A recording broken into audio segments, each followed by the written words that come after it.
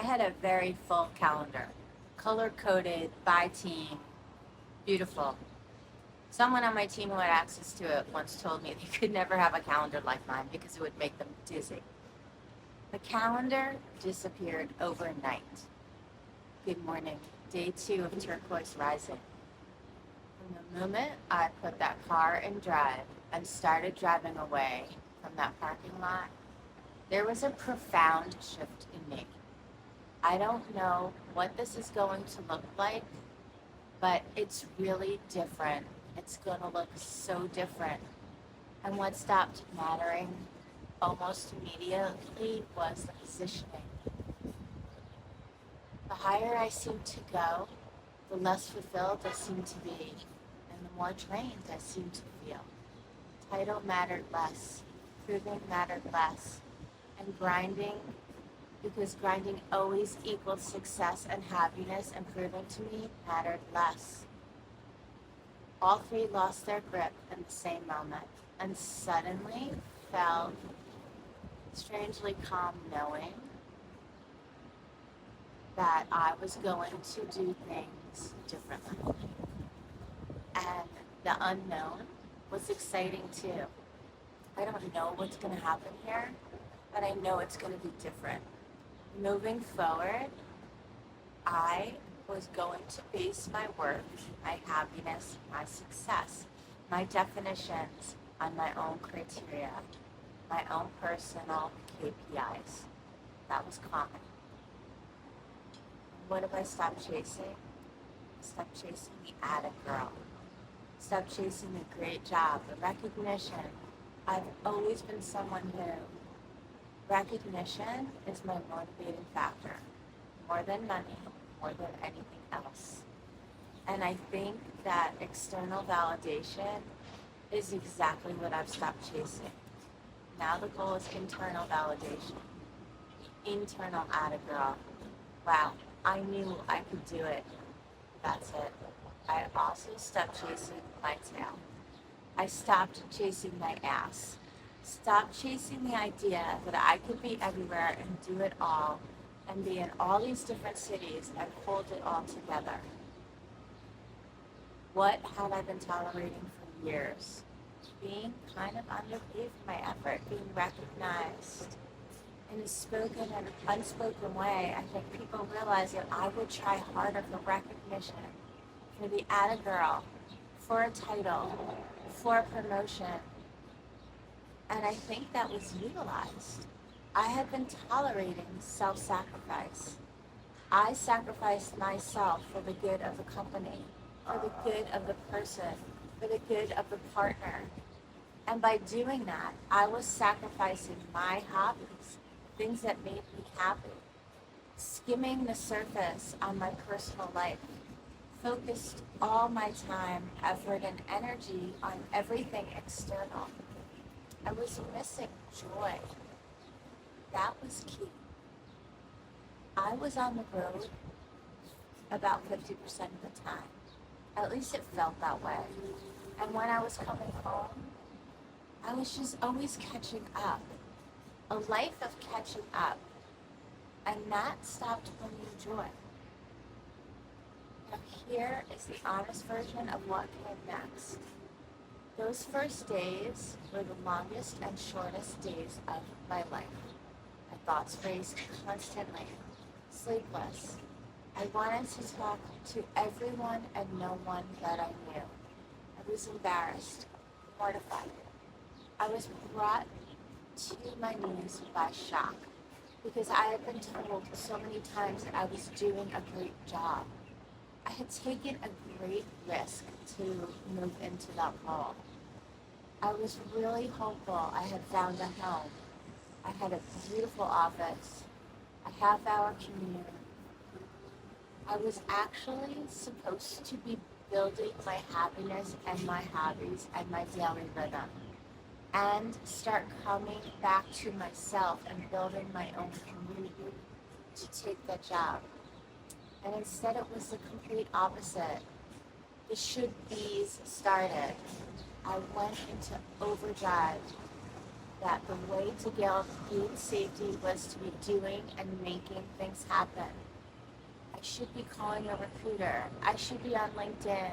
I should be making calls. I should be making a budget. I should be looking for a new job. I should be at events networking. I should be out and about. I should be having coffee appointments. I should be sending emails. Not being busy equaled lack of productivity. Lack of productivity equaled lack of safety. All of those should be's became so overwhelming, they became paralyzing. I didn't know what I should be doing. I spun and I froze. And then the haunting thoughts came in. How is this happening? Who am I? Where am I going? What do I want to do with the rest of my life? How could I have made so many people so much money and be sitting here right now? Why am I not married? Who do I have to help me? Why don't I have a partner in life? Haunting, honest, and always there. I had just been running fast enough to stay ahead of them. For probably 10 years, this reality had been creeping. If you grind harder, you can avoid it. So I would go and go and go. And then I stopped. And I got really quiet. And it was super scary. But I got really comfortable with being quiet. And it showed me that I really like myself. And I want to bring out the best version of me. And I have a lot to offer. Here's what I know about proving. I've always been proving to myself. I was a nervous kid who went off to college and worked in a male-dominated field from the start. 18 years old at a restaurant in Georgetown, D.C. My friend asked if I knew how to carry a tray. I had never carried a tray in my life. I said, sure I do. And I was hired. And then at 19, I kept telling the owner I was going to be behind that bar. And he kept saying, no girls behind the bar. I kept at it. One night, a bartender called out. The rest is history. I had this fire inside of me that I needed to do hard things. I despise being told no. Once you told me no, I zeroed in and made it a yes. Almost every time. My life had been organized around grinding, around corporate potential, around everyone and everything else, not me. Since a divorce and being on my own for 12 years, it has been easier and easier to bury myself in staying busy and grinding for work versus really taking care of myself and my happiness and my joy. I thought success would fix my status, my pride, my happiness. I thought success would fill my bank account and ultimately get me to a peaceful place. That was exactly the opposite of reality. I was tired of grinding, tired of traveling, tired of trying to be everywhere at once, tired of trying to be all things to all people, and mostly tired of making excuses to myself, exhausted. Here's what that time and that busyness was actually protecting me from. After my marriage ended, my mom had just passed. It was becoming more clear that I was not going to be a mom. I lost my last uncle, who I was very close to. I was really struggling with labels. I was not a daughter, not a grandmother, not a mom, not a wife. It was tough. And I made my move to Long Island City. That was the first time I had really ever been alone. It was shocking. I was in the city, surrounded by people, but so alone in my own living space. I literally looked out my window to the Manhattan skyline and felt more alone than I ever felt in my entire life. It was it was slightly haunting. So I buried myself in the grind. The first hint that rebuilding was not going to be about effort, it was going to be about structure, was the relief. The extraordinary relief I felt driving away from that building on that day. It was such a surprising reaction. I was so surprised at how relieved I felt amongst all of the other emotions. Staying still, staying present, staying kind to myself, staying less filled with fear and more humble. This has been so humbling. Staying hopeful, staying in the belief that I have so much to offer. I just need to offer it differently.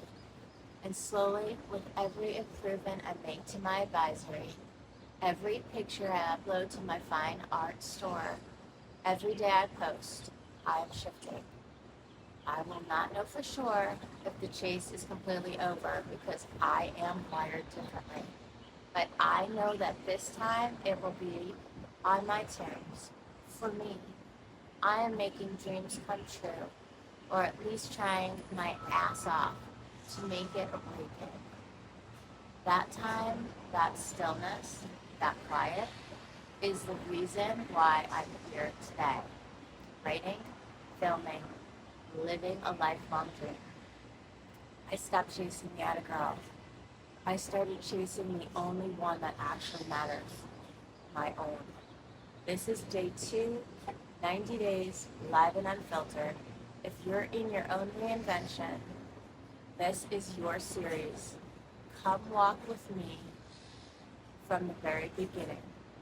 Subscribe below and rise out loud.